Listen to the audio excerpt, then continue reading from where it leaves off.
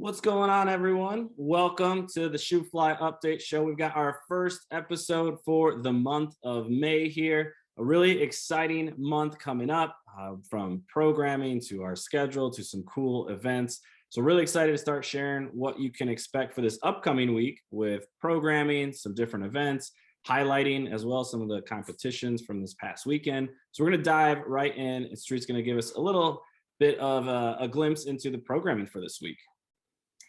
Hey everybody. So like Brad was saying, we're now in the month of May, which is wild and crazy. And it's exciting because there's a lot of fun stuff that we always do throughout the spring and the summer. So we have a lot to look forward to.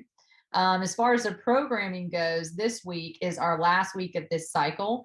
And I know like in the beginning, you guys were really feeling those lunges. And now like we're starting to get a little bit used to them. We're not getting as sore after we do them, which is nice. And we've had that progression where we've continued to kind of climb, and then we'll increase the reps, and then we climb again. And so now what we're going to do, we just finished the 8 last week. And so this week we're going to take it all the way back down to 4 reps.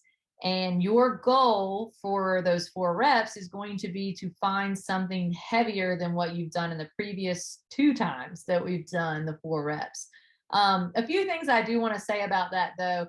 Although we want to find a heavy number, I don't necessarily want you to think of this as like a true max out. With that being said, getting out of a lunge is harder than getting out of a back squat, right? So if you got that bar on your back and you feel confident that you can bail out of it, it's not so bad. But in a lunge, it can get a little bit tricky. And the technique for bailing out of a lunge is actually the same as the back squat, but you really have to commit and you have to be aggressive about driving that bar off of your back and really getting out of the way. So pushing yourself forward as the bar is traveling back. What makes that scary is that the bar is going to hit the ground and your leg is back there, right?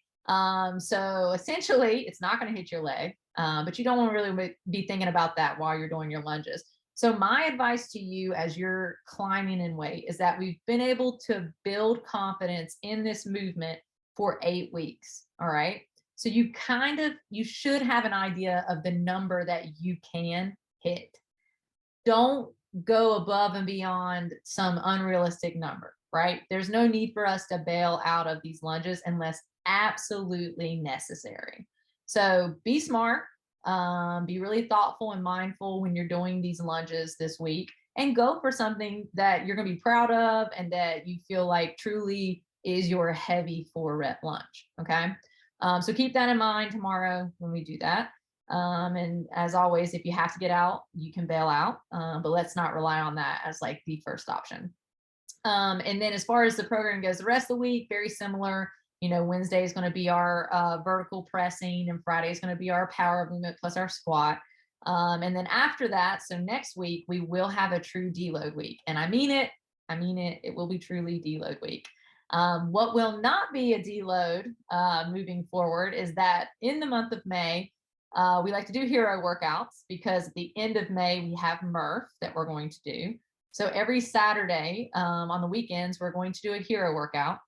And you can choose to do this workout in a partnership, so teams of 2, or you can choose to do it individually.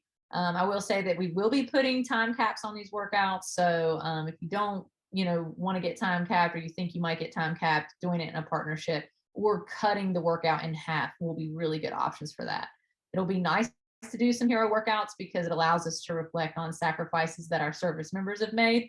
But it also is good practice for Murph, right? Which will be on Monday, May 30th. And we do plan to have a cookout afterwards, which Brad will talk a little bit about. I don't want to spill the beans too early. So that's going to be the month of May. And then as far as our schedule goes this week, we have a normal schedule this week. Everything is exactly how it has been. There's no special events or anything like that. But we do have a clinic this Saturday with Dr. Michael Tansini. If you guys don't know who that is, he is the physical therapist over at Ground to Overhead Physical Therapy. And awesome dude. He's also an incredible athlete. He has been to the CrossFit Games and to regionals with the CrossFit Invictus team multiple times, and now lives in North Carolina. So He is going to be coming in on Saturday after the morning classes, so starting around that 11 to 11:15 time. And his clinic this time is going to be on hips and knees, and specifically mobility of the hips and knees and overall health of the hips and knees. So if you're someone who struggles with hip tightness or maybe even some knee pain, this is a clinic for you, and it is completely free, which is awesome. So mark that on your calendar for this Saturday. Spend some time with us so that you can gain some skills and some mobility drills that you can do on your own and improve mobility and maybe some knee pain as well. Outside of that, that is all that I have on my end. I'm going to pass it off to Brad to talk about competitions. Yeah, so this past weekend up at DFX in Raleigh, we had 3 teams competing. We had Jacob and Blair, Sarah and Laura, and Jen and Tara all throwing down. And we had some amazing performances from all 3 teams, especially for 2 of those teams' first ever CrossFit competitions, which is always fun to have people test out their fitness and join the community in these local competitions. Jacob and Blair ended up taking first place in their division, so got a chance to sit atop the podium. Sarah and Laura took second place in their division, and Jen and Tara had a phenomenal showing in their division as well, and just missed out on getting on the podium. But super excited and proud of all the athletes who took on the competition this past weekend. And coming up towards the end of May in the CrossFit Games season, we had the Open, we had some quarterfinals. So the next stage is what is called semifinals, which is going to be a live in-person competition. This is the stage right before making it to the CrossFit Games in Madison, Wisconsin in August. And we ended up having 2 teams qualify for the semifinals. One of those teams is the Shoofly Storm Squadron, and they're going to get a chance to take on the semifinal over in Knoxville, Tennessee at the Mid-Atlantic CrossFit Challenge. It's going to be over the Memorial Day weekend, May 27th to 29th, so those 3 days. If you're interested in venturing over to Knoxville to cheer them on, as well as all the other competitors, tickets are available. I think they've got the early bird pricing going on.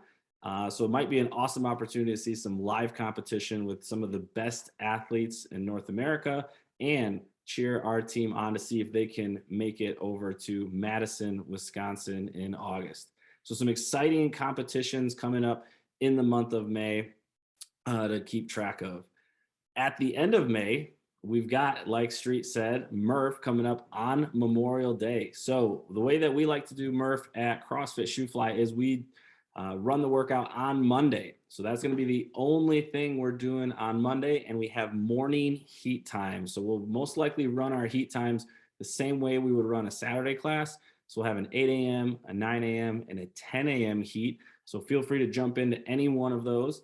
Like you've done in the past, if you've done Murph with us, you can rock the vest, you can go without the vest, you can partner up and tackle it together. Either way, it's a great opportunity to do that workout in Memorial, and as well as just push yourself. And it's one of those fun things that the CrossFit community does every single year.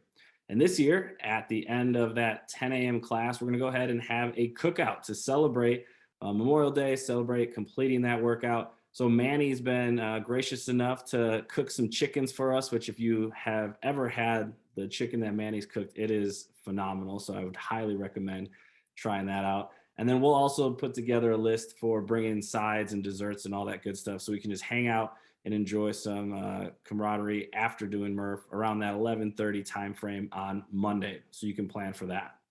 So that's what's coming up in competitions, as well as Murph at the end of the month, which is really exciting. We do have a new face at the gym. Elza, Shannon's daughter, has decided to jump in and join us. So you might be seeing her joining Shannon in the CrossFit classes. Be sure to wish her a nice, happy welcome to the Shoofly community. And a couple birthdays this week. So actually today, Fernando celebrating his birthday. And then coming up towards the end of the week, Valeska is celebrating her birthday. So if you get a chance to see either of them, be sure to wish them a happy birthday and another year of health and fitness. So that's what we've got on tap for this upcoming week at Shoofly, as well as a little bit of a glimpse into what you can expect for the month of May. Excited as these temperatures continue to warm up. So one final, I think, encouragement, you've probably heard all the coaches saying it: stay hydrated, drink a lot of water before class, after class, probably gonna start sweating a little bit more. So just be prepared for that heat to start kicking in, especially with this humidity as it starts to pick up. But other than that, we look forward to seeing all of you this week at Shoofly. Let's have a great week and a great month, and enjoy the rest of your Sunday. Hi, everybody.